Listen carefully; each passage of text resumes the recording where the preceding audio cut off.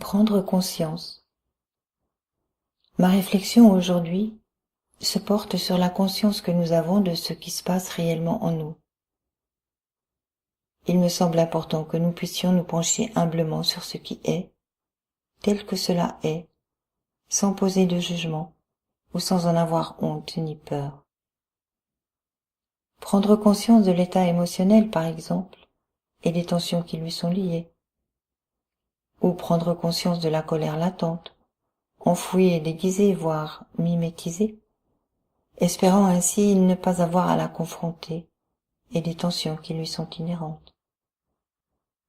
Prendre conscience signifie prendre le temps d'observer, de ressentir, puis de constater les attitudes qui découlent de l'état observé.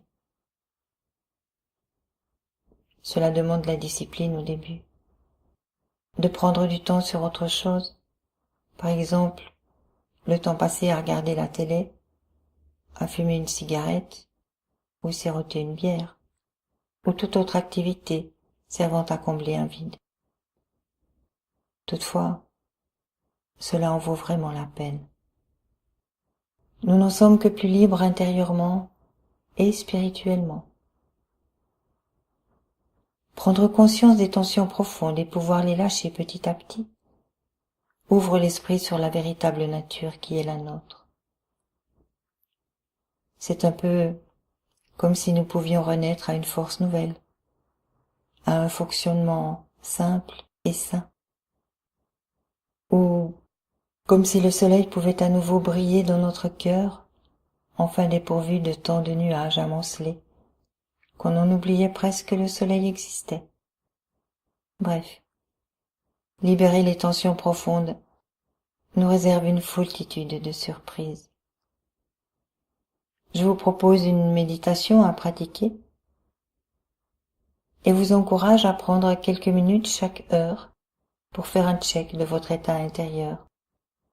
Émotion, tension, contrariété, tension, stress, tension, respiration retenue, tension. Chaque tension rencontrée peut être relâchée par la prise de conscience de sa présence et un relâchement du souffle, puis de relâchement physique. Par exemple, relâchement des épaules, relâchement du ventre, des mâchoires. Prendre conscience des tensions les plus grandes au début est facile. Accueillir les attitudes liées à ces tensions est primordial pour un changement efficace, mais un peu plus difficile. En prenant ces quelques minutes chaque heure, il devient alors possible de modifier notre comportement petit à petit. Et les tensions plus profondes pourront alors être regardées et travaillées.